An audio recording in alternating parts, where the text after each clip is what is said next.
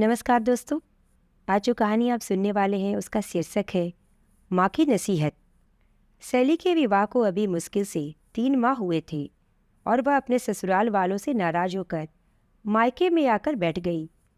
उसकी दशा देखकर उसकी माँ अरुणिमा ने उसे अपने पास बुलाया और प्यार से उसके बालों को सहलाते हुए कहने लगी, तुम्हें अपने घर वापस जाना चाहिए। ऐसे छोटी छोटी बातों पर नाराज होना शोभा नहीं देता। किंतु सैली एक ही रट लगा रखी थी, मैं उस घर में कभी वापस नहीं जाऊंगी।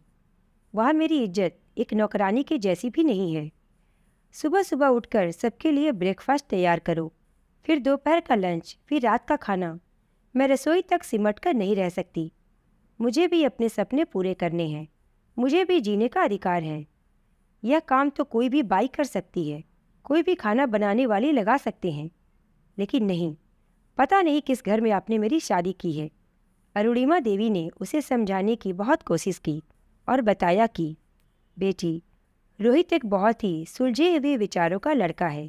उसका परिवार और खानदान बहुत ही सादगी पसंद है और वे सब बनावटी जीवन शैली से दूर हैं। कुछ समय पश्चात तुम उनके अनुरूप ही स्वयं को ढाल लोगी, ऐसा मेरा विश्वास है। किंतु सैली जोर जोर से रोने लगी। माँ, आप भी मुझे समझने की कोशिश नहीं कर रही हो। मुझे यह सब काम अच्छे नहीं लगते हैं। और फिर मेरा विवाह रोहित से हुआ है, उसके पूरे परिवार के खाने का मैंने ठेका नहीं लिया। हर समय रसोई घर में खाना बनाना और दूसरों का ख्याल रखना, यह मेरे वश की बात नहीं। मैं एक पढ़ी लिखी लड़की हूँ। अरुणिमा ने जब अपनी बेटी के शब्द सुने तो उन्हें आश्चर्य हुआ। फिर भी वे उसे प्रेम पूर्वक समझाते हुए बोलीं, अच्छा ठीक है, एक कहानी सुनोगी जो मैंने तुम्हें कभी नहीं सुनाई? जी हाँ, जरूर। एक लड़की थी जिसके बहुत सुंदर सपने थे। मात्र 14 वर्ष की उम्र में उस लड़की का विवाह कर दिया गया। विवाह भी एक ऐसे इंसान से किया गया जो पढ़ा लिखा तो था किंतु बेरोजगार था। वह लड़की डिस्ट्रिक्ट मजिस्ट्रेट की लड़की थी, जिसके घर में नौकर चाकर उसकी एक आवाज़ पर दौड़े चले आते थे।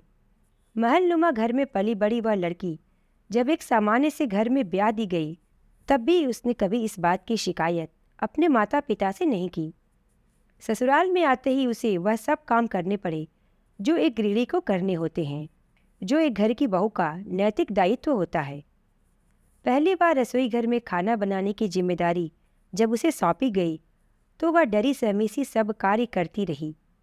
जिस लड़की ने कभी रसोई घर में कदम नहीं रखा था, उसे सबके लिए खाना बनाना था। प्याज काटते समय उसकी आंखों से ढेर सारे आंसू टपकने लगे थे।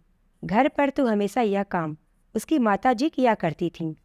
उसे माँ की बेहद याद आती थी, किंतु फिर भी अपने आंसुओं को पोंछकर उसने अपनी साड़ी की आंचल में समेट लिया और जुट गई अपने काम में।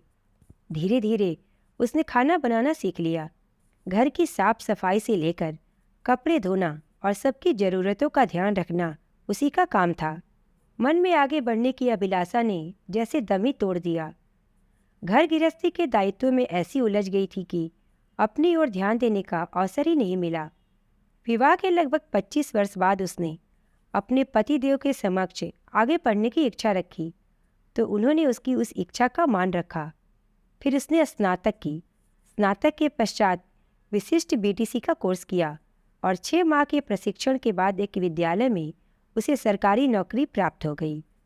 किंतु नौकरी करते हुए भी उसने घर के बड़े बुजुर्गों के बनाए गए रीति रिवाजों का पालन किया। साड़ी पहनकर अध्यापन कार्य के लिए जाना, मजाल है जो सिर से आंचल जरा भी ढलक जाए। उसने प्रत्येक परिस्थिति से हंसकर समझौता किया। जानती हो, वह स्त्री कोई और नहीं बल्कि तुम्हारी माँ ही है।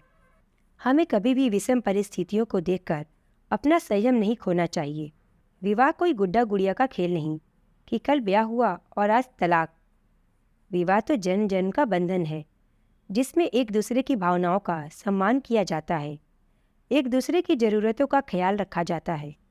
विवाह मात्र 2 व्यक्तियों के मध्य नहीं होता, अपितु यह 2 परिवारों का मिलन है। जब वर पक्ष वधु पक्ष के व्यक्तियों के साथ अच्छा व्यवहार करते हैं तो आखिर वधु अपने ससुराल वालों के साथ ऐसा सर्द और रूखा व्यवहार क्यों करती है? करना भी नहीं चाहिए। माँ की पूरी बात सुनकर सैली को जैसे अपने सारे प्रश्नों के उत्तर मिल गए। उसका गुस्सा धीरे धीरे शांत हो गया और उसने ससुराल वापस लौट जाने का निर्णय लिया। आज सैली के विवाह को लगभग 15 वर्ष हो गए हैं और वह एक सुखी सफल दाम्पत्य जीवन का सुख भोग रही है।